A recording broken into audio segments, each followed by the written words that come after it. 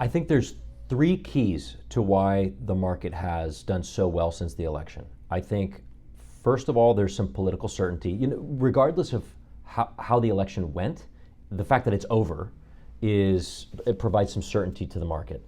And I think also, more specifically, the fact that we didn't get the blue wave, or at least we're not projected to. Having Republicans control the Senate, I think, is seen as a positive for the market, a stabilizer, and it's going to be a preventative against some of the maybe more radical agenda points for the left.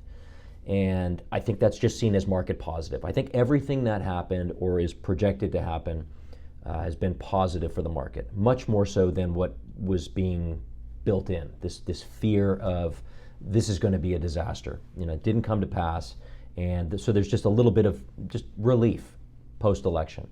Number two, and maybe just as important, is the vaccine developments we've had just this month. Remarkable, and I don't think it was really expected. I think that actually is more surprising than the political outcome of the election, is that we've had positive vaccine news from three major drug companies just in the last couple of weeks: Pfizer, Moderna, and AstraZeneca. They all came out with positive trial data, and it's given a little bit of light at the end of the tunnel. COVID is not over. We're entering into heavier restrictions now here in Southern California, but it feels like people are starting to think, okay, we're going to have a vaccine at some point. And it's almost like we'd lost sight of that. The country had just braced for endless lockdowns, and now the reality is that's not going to be the case. And I think third, and hard to say how important it is, but stimulus, which we've been waiting for months, it feels like, for another round of stimulus, because there's a lot of people that are out of work or they're underemployed, and they're talking about getting direct stimulus checks out again. They did it before, earlier this year, but it's been almost 6 months, and I think people are looking for some money that they can use to spend on food and clothing and things that they need. And the fact that we got Biden is the president-elect, I think that, whether right or wrong, it gives people the idea that we're going to have maybe even a larger stimulus than what was being priced in. So I think there's just three major positives that have all come together this month that give the market some relief and some optimism. And we've run up a lot, and I don't know if it's already overdone at this point. It's possible, but these are welcome developments to anybody who's invested in the market.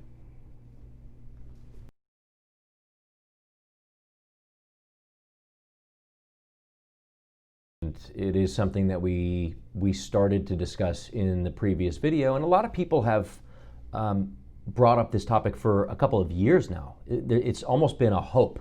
It's a hope that there will be some sort of a rotation, and it's basically large cap U.S. stock managers who have been underweight technology, and they've owned a diversified basket of large U.S. stocks, and they've underperformed because of things like Apple, Amazon, Netflix, Facebook, Google, these stocks that have just gone parabolic this year in particular.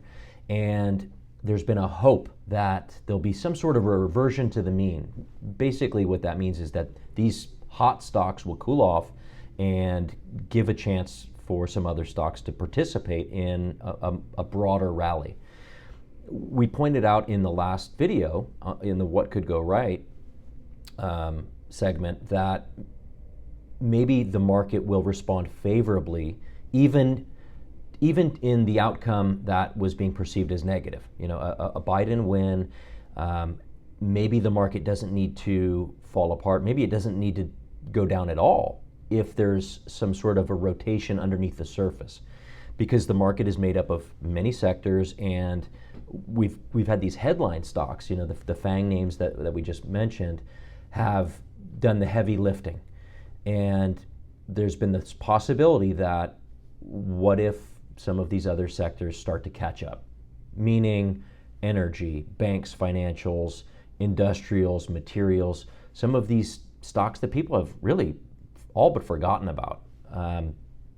And that we did start to see that happen. It was starting to happen a little bit before the election, almost in anticipation. It was like, is this real? Is this actually going to happen?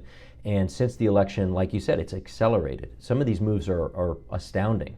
And it's just been a couple weeks. So, at the risk of saying that we got it right, what we suggested to be a possibility has come to pass. We've seen that the market has not only not fallen apart, it's gone up almost in a straight line. The numbers for the market itself are not dramatic. It's up a few percent, mid-single digits since the election, and yet some of these unloved sectors are up double digits, and the disparity is really it's impressive. If you had exposure to some of these laggards, you're having a great time since the election. And if you had finally gotten yourself overweight technology because you just couldn't stand it anymore, you're maybe not having such a great time. Names like Apple, Amazon, Facebook, all the names I've already discussed have gone nowhere. In fact, they're down over the last 3 months, which is confusing to a lot of people. But that was a possibility, and I don't think it was consensus, but that is what's kind of played out. So it'll be interesting to see how much more extreme it can get in the next couple of weeks and months.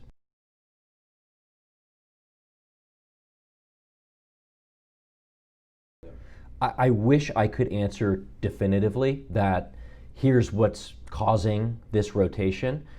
I think it's partly attributable to a couple different factors. One, the election, and again, I don't know that the election needed to be a specific catalyst. I don't know that there are actual policies that are going to be enacted that are more favorable to value stocks versus growth stocks. I don't know that that's the case, and I don't know that it needs to be the case. The idea that we would enter into a rising interest rate environment was seen to be a positive for the banks. And interest rates did back up a little bit right after the election, but they've since stopped. They've sort of stalled out just below 1% on the 10-year Treasury. So if that was meant to be the catalyst, it hasn't really, shown itself. Maybe it was just time. Maybe people were looking for an excuse, and this is it. I can't really say, and I don't think anybody else can either. People are sort of grasping for straws at why the rotation might be happening now. One thing that you can sort of point to in a concrete fashion is the fact that an administration that comes in and puts regulation on the energy industry, where they say, okay, there's going to be a limit to how much drilling can be done, whether it's on federal lands or anywhere else. If they're looking to be a little bit more restrictive to the energy industry, that's going to put a ceiling on U.S. production of oil and gas. And that could put upward pressure on oil and gas prices, which could be supportive of the equities for companies that are producing, refining, and transporting oil and gas.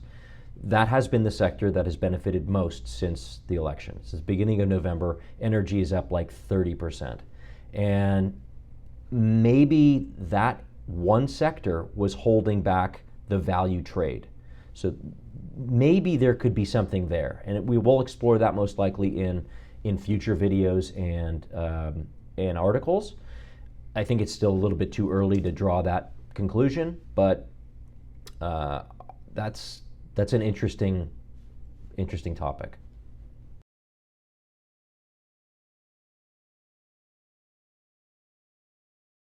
This is probably, since we've started doing the webcast, this is probably the hardest what could go right, because in relative terms, so much has gone right in the last couple of months. The market is at all-time highs, despite the fact that we're facing these new COVID waves and shutdowns. And it's tricky to consider what could go right from here. I think maybe the absence of things going wrong might be the best way to answer that at this point. If we find that the number of cases and deaths from COVID are peaking and start to decline, and maybe we get an even more accelerated timeline for the vaccine. I know that people are starting to think, well, maybe spring, late spring, early summer for 2021 for the vaccine. Maybe somehow it becomes available sooner, December, January. They start to get some trials going, maybe in Europe, and it goes well enough where people are comfortable doing a first round here. That's possible. Stimulus is definitely still out there. That's something that you could argue is being priced in. Maybe it's not. Some of these laggard sectors that we've mentioned in the previous question have rallied a lot off the bottom, but are still down quite a bit from their high point earlier this year and certainly in years past. So there's maybe still some support underneath the market in that rotation that we discussed.